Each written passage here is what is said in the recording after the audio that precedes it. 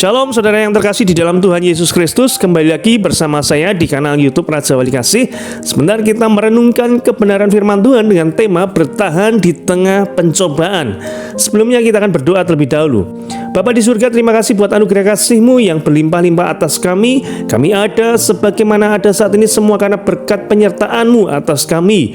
Bila mana sebentar kami hendak membaca, mendengarkan, merenungkan, serta melakukan firman-Mu, Engkau yang menyertai setiap kami.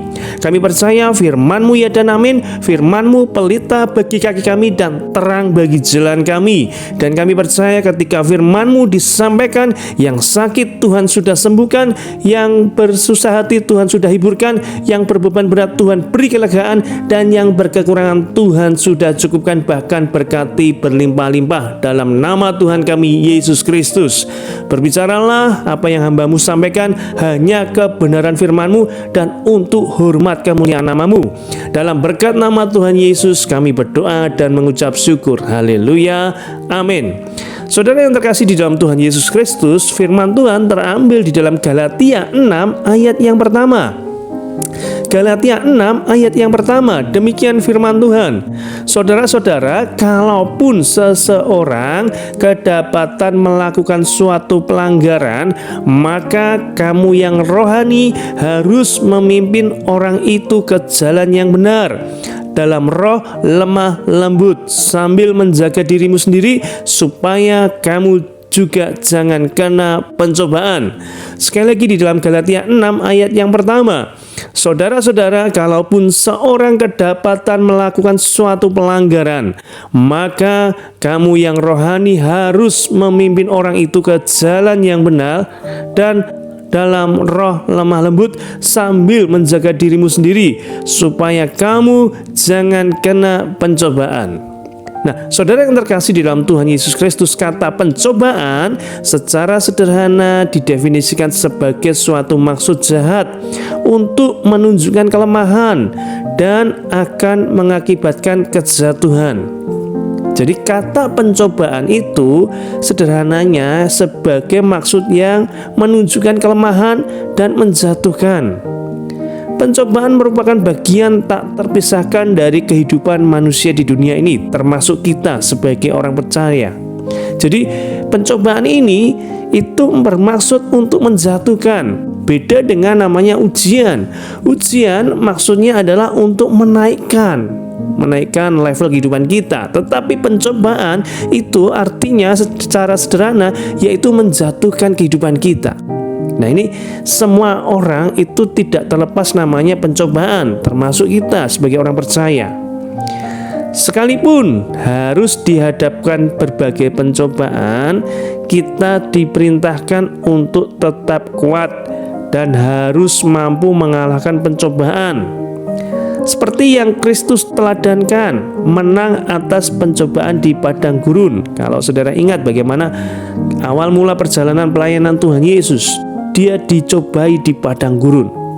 Tetapi Tuhan Yesus menang atas pencobaan tersebut. Kunci menang atas pencobaan adalah respon hati yang benar, yaitu tetap berbahagia atau bersukacita. Yakobus 1 ayat yang ke-12, demikian firman Tuhan. Berbahagialah atau bersukacitalah orang yang bertahan dalam pencobaan, sebab apabila ia sudah tahan uji, ia akan menerima mahkota kehidupan. Yakobus 1 ayat yang ke-12. Saya bacakan ulang bagi saudara semuanya. Berbahagialah orang yang bertahan dalam pencobaan, sebab apabila ia sudah tahan uji, ia akan menerima mahkota kehidupan. Orang yang bersusah hati dalam pencobaan, tapi firman Tuhan mengajarkan untuk menjaga hati agar tetap mampu bersukacita. Karena sukacita adalah kekuatan yang memampukan bertahan di tengah pencobaan. Kualitas hidup seseorang akan terlihat saat sedang dalam pencobaan. Ada yang kuat, tidak sedikit yang menyerah. Jadi hati-hati ketika kita mengalami pencobaan, hanya ada dua, kuat atau menyerah. Kita bersyukur punya teladan Tuhan Yesus Kristus ketika dia dicobai oleh iblis, tidak menyerah, justru bertahan dan menang atas pencobaan tersebut. Sekalipun pencobaan adalah salah satu alat uji, tapi Yakobus menegaskan bahwa pencobaan itu bukan berasal dari Tuhan. Yakobus 1 ayat yang ke-13. Penyebab utamanya adalah iblis. Yohanes 10 ayat 10a dikatakan, pencuri datang hanya untuk mencuri, membunuh, dan membinasakan. Iblis seringkali mencobai manusia dengan melancarkan serangan dari sisi jasmaniah seperti yang dialami oleh Ayub. Sakit, kehilangan harta bendanya, semua anak-anaknya mati dalam sebuah insiden. Andai kita Ayub, kita belum tentu kuat menghadapi. Kita mungkin akan kecewa, marah, menyalahkan Tuhan, bahkan meninggalkan Tuhan. Penyebab pencobaan lainnya adalah keinginan diri sendiri. Jadi penyebab pencobaan yang pertama bisa datang dari iblis. Seperti ketika Ayub, ya, yang dialami Ayub, diizinkan Tuhan mengalami namanya pencobaan yang iblis serang kepada Ayub. Harta bendanya habis, sakit, bahkan kehilangan anak-anaknya mati semuanya. Ada yang ketika menghadapi pencobaan, mungkin kalau kita dihadapkan seperti Ayub, kita sudah tidak kuat, atau kita tetap kuat, atau bahkan kita meninggalkan Tuhan, kecewa dan marah sama Tuhan. Nah, penyebab pencobaan yang kedua yaitu dari diri sendiri. Yakobus 1 ayat yang ke-14. Tetapi tiap-tiap orang dicobai oleh keinginannya sendiri, karena ia diseret dan dipikat olehnya. Berawal dari melihat, timbul keinginan dalam hati, akhirnya jatuh dalam dosa. Contohnya yang dialami Daud ketika jatuh dalam perzinahan dengan Batseba, 2 Samuel 11. Jadi penyebab pencobaan bisa datang dari iblis, bisa datang dari diri sendiri. Nah, bagaimana supaya kita bisa tetap kuat bertahan di tengah pencobaan? Kuncinya tak lain tak bukan adalah tinggal dalam firman Tuhan. Ketika kita tinggal dalam firman Tuhan, maka kita akan kuat.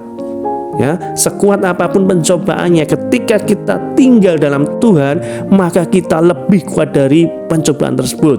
Bahkan kita bisa menang atas pencobaan tersebut. Jadi apa yang dilakukan ketika kita dalam pencobaan? Ingatlah akan firman Tuhan. Seperti ketika Tuhan Yesus dicobai, yang disampaikan adalah firman, yang disampaikan adalah kebenaran, sehingga Tuhan tidak terseret oleh pencobaan iblis.